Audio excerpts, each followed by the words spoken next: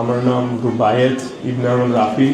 পড়াশোনা university of Cambridge board O levels A levels, এখন university of York Toronto, business society specialising in CSR and ethics. আমার মা পেশাগত দিক থেকে লয়ার, আপনারও লয়ার। আমি অদূর চাচার বাসায় চাচির কাছে মানুষ হয়েছি অনেকটা, সালাম আঙ্কেল আছে। আমি দ্য কমিউনিটি অফ লকে রেসপেক্ট করি ও আমি চাই সমাজে সুশৃঙ্খলা থাকুক ও রুল অফ ল থাকুক ও মানুষ লকে রেসপেক্ট করুক ও লয়ের উপরে বিশ্বাস রাখুক। তো আমার মানে ওনার সন্তান না, অ্যাজ আ চাপায়ের ভোটার হিসাবে জনাব হারুনুর রশিদ, ওনার কাছে আমার একটা প্রশ্ন ছিল। সে প্রশ্নটা হচ্ছে যে আমাদের পুলিশ এটা কিন্তু একটা recognised force, CNN, Al Jazeera licence আছে, চ্যানেল আই, তার যত চ্যানেল 9, বিটিভি, ওদের কিন্তু লাইসেন্স আছে।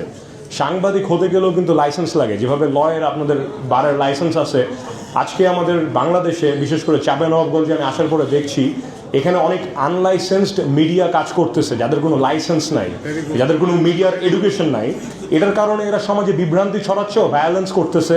এটার দায়িত্ব, যেমন কিছুদিন আগে একটা পুলিশ চেকপোস্টে হয়তো তারা তাদের অফিসারকে রিপোর্ট করতো যে এরকম একটা অ্যাক্সিডেন্ট হয়েছে, আমাদের অ্যাম্বুলেন্স লাগবে বা কিছু লাগবে। কিছু নিউজের কারণে আমরা জানতে পারলাম যে পুলিশেরা ওদেরকে অনেক উল্টাপাল্টা নিউজ। অ্যাজ আ রেজাল্ট যে ছেলেটা ছিল সে কিন্তু জানে বেঁচে যেত, মানুষের বিভ্রান্তির কারণে সে তার লাইফ হারালো, জাস্ট বিকজ মানুষ তার আইন হাতে নিয়েছে। আমি কোনো রাজনৈতিক গোষ্ঠীকে চ্যালেঞ্জ করতে চাচ্ছি না, কিন্তু আমার আব্বার যেটা আদর্শ, সুশৃঙ্খল, শান্ত, রুল অফ ল, আইন হাতে নেওয়া না। সো সেই ক্ষেত্রে আমাদের দলের যারা নেতাকর্মী আছে ওদেরকে শিক্ষাটা আমি পারিবারিকভাবে বাসায় ডেকে অফিসে দিই।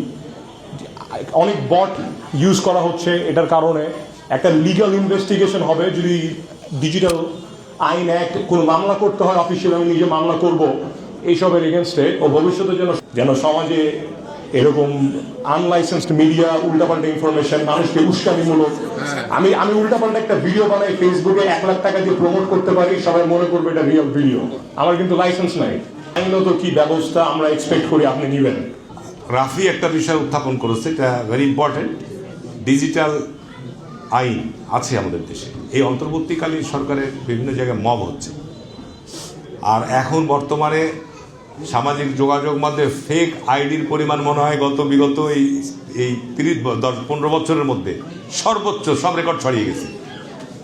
ব্যক্তির চরিত্র হনন থেকে শুরু করে মানুষের মধ্যে বিভ্রান্তি ছড়ানো, সমস্ত অপকর্মে ব্যবহার হচ্ছে এই সামাজিক যোগাযোগ মাধ্যম। এবং এর আইনি যে পদক্ষেপ গ্রহণ করার ক্ষেত্রে যথেষ্ট দুর্বলতা আছে। আইন আছে কিন্তু প্রয়োগ নাই। এখানে আমি মনে করি যে রাফির যে ওরা যেহেতু কানাডায় থাকে, বর্তমান উন্নত বিশ্বের সাথে প্রযুক্তি, এগুলো চিন্তাই করা যায় না। আমি সিঙ্গাপুরে কিছুদিন আগে গিয়েছিলাম, আপনি কল্পনা করতে পারেন সিঙ্গাপুরে একটা সামাজিক যোগাযোগ মাধ্যমে যদি এই ধরনের কোনো ফেক নিউজ আসে, ওকে জেলখানায় যেতে হবে নিশ্চিত। একজন সিঙ্গাপুরের নাগরিক যারা সিঙ্গাপুরে কাজ করে বা সিঙ্গাপুরে যারা অবস্থান করে, এই ধরনের এত কেন সিঙ্গাপুর আজকে ওয়ার্ল্ডের মধ্যে একটা রিমার্কেবল ছোট দেশ হলো, রিমার্কেবল শহর দেশ, কারণ তাদের আইনের শাসনটা এমনভাবে নিয়ে এসছে। সুতরাং আমাদের ডিজিটাল ব্যবহার হচ্ছে, কিন্তু ডিজিটাল এখন যদি আইনের এই সমস্ত বিষয় নিয়ে আসে তাহলে বলবে মত প্রকাশের স্বাধীনতায় হস্তক্ষেপ করলো, এই করলো। কিন্তু জবাবদিহিতার জায়গায় থাকতে হবে। তো এই জবাবদিহিতার জায়গাটা আমাদেরকে নিশ্চিত করতে হবে। এই জন্য আইনজীবীদের একটা বিরাট গুরুত্বপূর্ণ ভূমিকা আছে।